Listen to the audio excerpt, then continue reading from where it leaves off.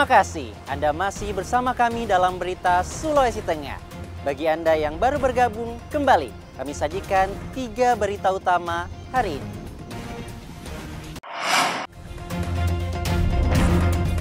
Wabah penyakit mulut dan kuku menyerang puluhan ternak di Kabupaten Donggala.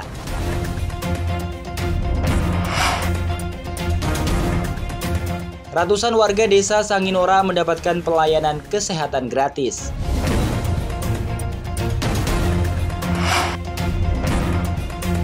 Cabai mengalami lonjakan harga di Kota Palu dalam sebulan terakhir.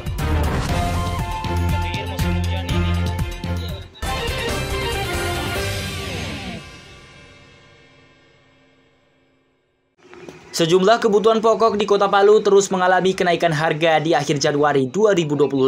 Selain beras, kebutuhan pokok lainnya yang melonjak harganya adalah cabai. Setelah pekan lalu, harga cabai naik dari harga Rp45.000 hingga Rp50.000. Kini harga cabai di pasaran Kota Palu naik lagi hingga mencapai Rp60.000 per kilogram. Kenaikan harga didominasi cabai jenis rawit. Kenaikan harga cabai juga dibenarkan Dinas Perindustrian dan Perdagangan Provinsi Sulawesi Tengah berdasarkan pemantauannya. Salah satu penyebab naiknya harga cabai ialah banyaknya fenomena gagal panen pada tingkat produsen petani di musim penghujan ini.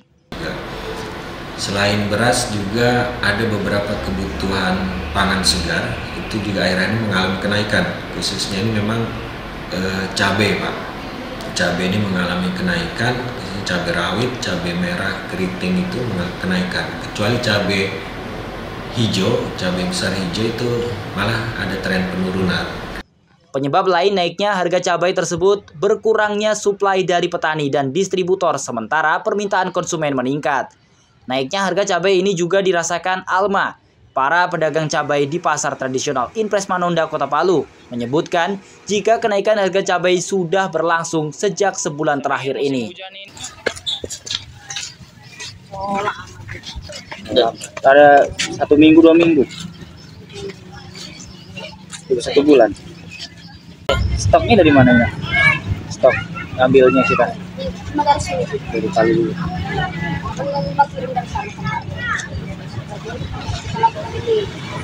Pedagang juga mengaku naiknya harga cabai dimulai sejak menjelang Hari Raya Natal dan Tahun Baru 2025.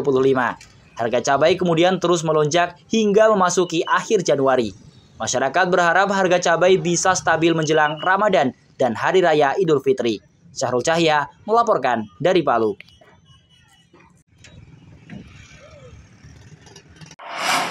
Sampah masih menjadi masalah yang belum tertangani maksimal oleh pemerintah Kota Palu. Bukan hanya sampah di permukiman dan perkantoran, tapi juga di pesisir pantai. Tumpukan sampah di pantai Kelurahan Layana Indah, Kota Palu ini mengganggu pemandangan pengunjung. Sampah yang didominasi plastik ini berserakan di sepanjang bibir pantai.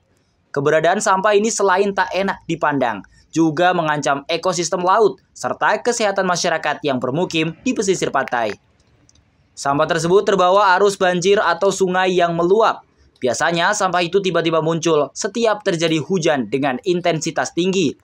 Dinas Lingkungan Hidup Kota Palu membenarkan masalah sampah di pantai tersebut yang masih sulit ditangani secara maksimal. Banyak kegiatan yang kami lakukan untuk mencegah sampah masuk ke laut. Salah satunya itu adalah adanya TPS 3R yang kami laksanakan di setiap kelurahan. Ada juga bank sampah di setiap kelurahan dan kami memberi bantuan supaya sampah-sampah itu lebih diolah di darat, tidak ada yang masuk ke laut. Saya kira begitu.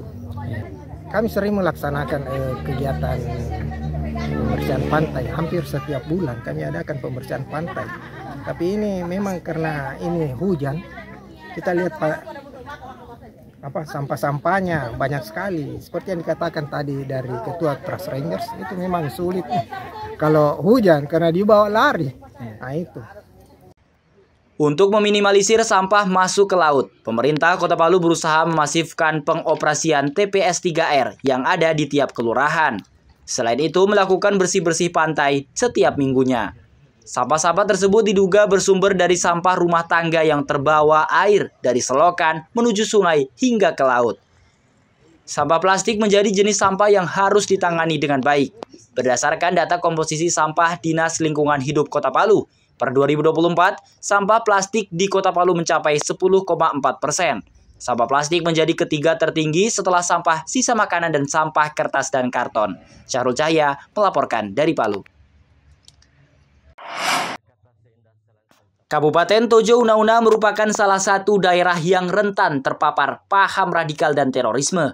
Apalagi daerah yang dikenal kaya dengan potensi wisata ini dihuni masyarakat dengan suku dan agama yang beragam, serta berbatasan dengan Kabupaten Poso yang pernah dilanda konflik bernuansa SARA. Menyikapi kondisi tersebut, Satuan Tugas Operasi Madagoraya bekerja sama dengan Forum Komunikasi Umat Beragama Sulawesi Tengah menggelar penguatan moderasi beragama di Desa Borone, Kecamatan Ampana Tete, Kabupaten Tojo Una-Una. Kegiatan ini melibatkan puluhan warga dari kalangan Muslim, Nasrani, dan Hindu. Moderasi beragama ini bertujuan mendukung keamanan dan ketertiban masyarakat, serta mencegah penyebaran paham radikal dan intoleransi. Masyarakat dari berbagai agama dan suku diharapkan dapat membangun karakter yang lebih toleran dan menghargai perbedaan. Kegiatan ini merupakan salah satu indikator sebagai upaya dalam membangun kebudayaan dan karakter bangsa. Penguatan moderasi beragama diharapkan dapat mampu menekan tumbuh berkembangnya paham radikalisme dan intoleransi di Indonesia. Bersama bahwa beberapa minggu yang lalu rekan-rekan kita dari Detasemen Densus 88 itu masih menangkap 3 orang, ya, 3 orang yang diduga masih menyebarkan paham radikalisme. Jadi sekarang bukan hanya tindakan yang mereka berbuat itu baru dilakukan penegakan hukum, tetapi ketika telah menyebarkan paham radikalisme atau intoleran itu juga bisa tergolong dalam pelaku tindak pidana teroris. Forum Komunikasi Umat Beragama Sulawesi Tengah menetapkan Desa Borone sebagai kampung percontohan kampung moderasi beragama. Penetapan itu berdasarkan pertimbangan desa tersebut dihuni masyarakat yang majemuk dan selama ini hidup rukun dan damai. Pemerintah Desa Borone pun berterima kasih atas kepercayaan daerah tersebut, kampung percontohan moderasi beragama. Di Desa Borone diharapkan bisa menginspirasi desa lain di Sulawesi Tengah dalam moderasi beragama. Mengucapkan terima kasih kepada Satgas Ops Madagoraya atas dilaksanakan kegiatan modernisasi beragama di Desa Borone, Kecamatan Ampana Tete. Stop intoleransi dan stop radikalisme, stop terorisme. Penguatan moderasi beragama memberikan dampak positif dalam menciptakan suasana yang harmonis dan toleran di Kabupaten Tojo Una-Una. Partisipasi tokoh lintas agama menunjukkan komitmen bersama dalam menjaga perdamaian dan keharmonisan beragama. Julianus K. melaporkan dari Tojo Una-Una. Informasi tadi sekaligus mengakhiri seluruh rangkaian berita Sulawesi Tengah hari ini. Atas nama rekan kerja yang bertugas, saya Fatur Rahman mengucapkan terima kasih atas kebersamaan Anda. Sampai jumpa dan selamat beraktivitas. Songgom puasi, tabe.